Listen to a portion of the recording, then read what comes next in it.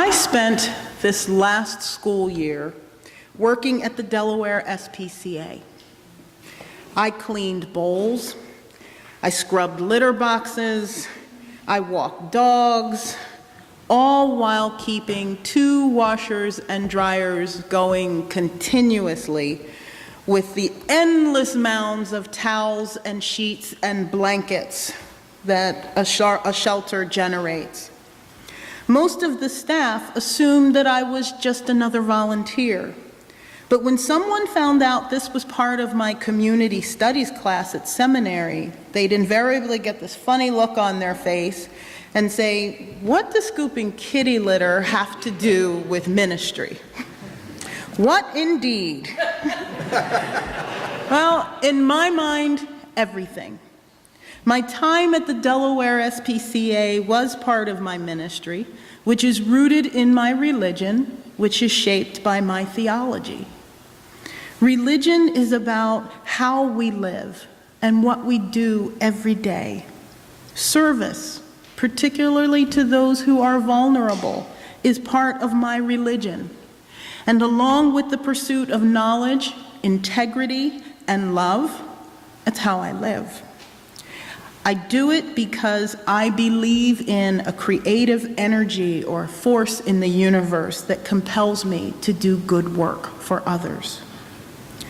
So let me break this down a little bit more. Traditionally, people think of theology as the study of God or the study of divine things. But it can also mean, according to Richard Gilbert, the field of study, thought, and analysis that discusses religious truth. He says theology has to do with ultimate concern and commitment by whatever names we call them. In 2005, the UUA Commission on Appraisal described theology as being about the nature of the cosmos and of human beings, how we know what we know, where we find our religious authority, how we practice our values and strengthen our spirits, what we see as the goal of the religious journey and the nature of religious community, and how we define our mission in the world. Of course, it wasn't going to be a short definition. So theology is the actual intellectual process of analyzing, clarifying, criticizing, articulating, and symbolizing the values, the meanings, and the convictions that grow out of our experience. What's your theology? What's your big why? What moves you to do what you do? There are many people outside Unitarian Universalism who think we don't believe in anything. My chaplaincy cohort at Einstein Medical Center this year has 4 students, a Baptist, a Lutheran, a rabbinical student, and me. During introductions at orientation, of course, they were all curious about Unitarian Universalism, till one finally asked me outright and rather boldly, "What exactly do y'all believe?" To which I replied, "Well, it's complicated. We have principles, but we don't have an established creed." Hashtag insert blank stares here. But you have to admit, it's a good question. So in honor of this month's ministry theme of memory, let's take a minute to remember the theological origins of our denomination. Both Unitarianism and Universalism were considered progressive and liberal faiths. As such, adherents of both were viewed as radical heretics. We'll start with the Unitarian side of the family tree. Our origins, our roots come from Christianity, but we were never really aligned with the traditional Christian theological principles. Those who didn't believe in the Trinity of the Father, Son, and Holy Spirit were called Unitarians as an insult, but the name stuck. Unitarians really didn't intend to branch off into a separate church. They just wanted the freedom to live their truth within the Christian church. They referred to themselves as liberal Christians who were more concerned with the doctrine of man than the doctrine of God. They rejected Calvinist notions of predestination and original sin, instead believing in the right of self-governance and individual freedom of thought. These liberal views permeated our society in the mid to late 1700s and formed much of the impetus for the American Revolution and the establishment of our country. Joseph Priestley, who many credit with bringing Unitarianism from Europe, arrived here in Philadelphia in 1794. Our own city at that time was the center of democracy and a hotspot for liberal thought. Priestley was regularly in the company of John Adams, Thomas Jefferson, and the early leaders of the Republic. He had a big hand in the 1796 establishment of the Society of Unitarian Christians of Philadelphia, the first church in the United States to embrace and adopt the name Unitarian. We know it today as the First Unitarian Church on Chestnut Street. By the middle of the next century, as this liberal faith continued to grow, there was dissension among Unitarians as the Transcendentalist movement took shape. Unitarians were split between their God-centered origins and the human-centered theology of Emerson and Parker. This humanist-theist debate, as it was known, shook the denomination. And we still feel its effects today. While many churches embrace both theologies, there are those that lean heavily one way or the other. We have a vibrant and thriving humanist presence here at USG. The Universalist side of the tree is a little more straightforward, theologically speaking.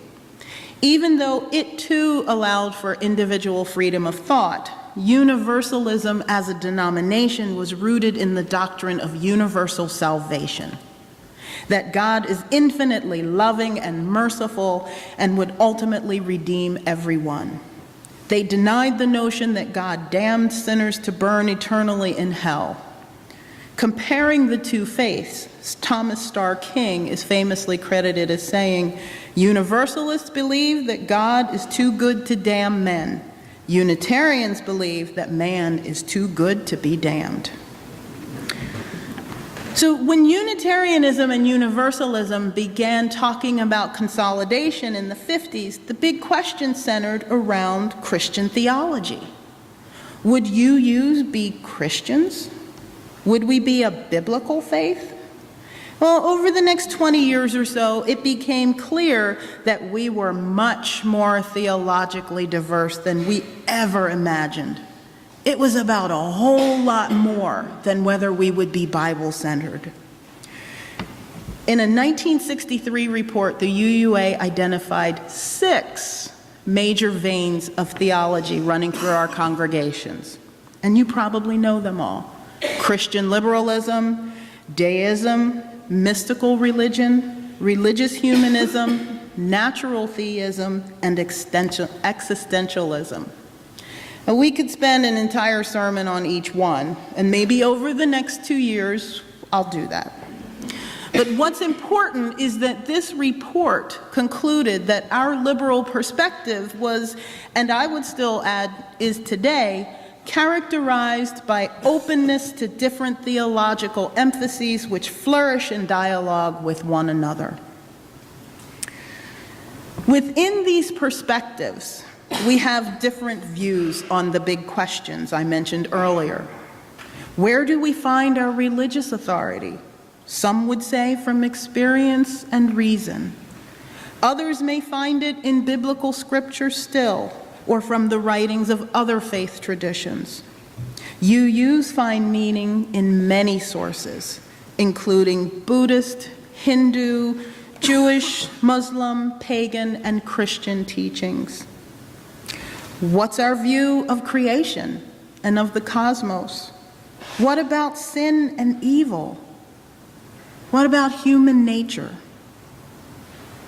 And again, there's no one UU answer. On this last point, human nature, the Unitarians and the Universalists completely disagreed.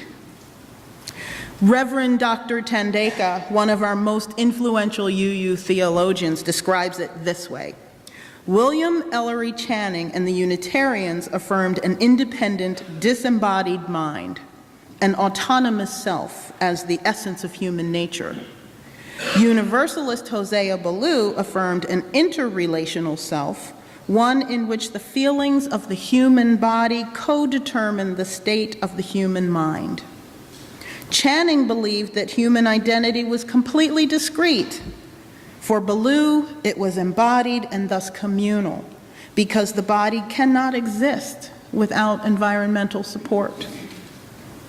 And then there's the question of belief in the transcendent dimension. In another UUA study on belief, responses ranged from deep-rooted belief in God and universal salvation for all souls to a core belief that there absolutely is no God. For some, that transcendent nature is in the outside world. It's in the earth itself. For others, it's the divine, the spirit of life, or simply that which cannot be described. There's no correct UU answer to this question. Instead, we grapple with them individually and come to our own conclusions. We develop our own theology, our own lens through which we view the world and maneuver through life. That's theology in a nutshell. Why I spent 2 classes doing it, I don't know. There may be some commonalities among our individual theologies, but for the most part, we're a highly diverse group.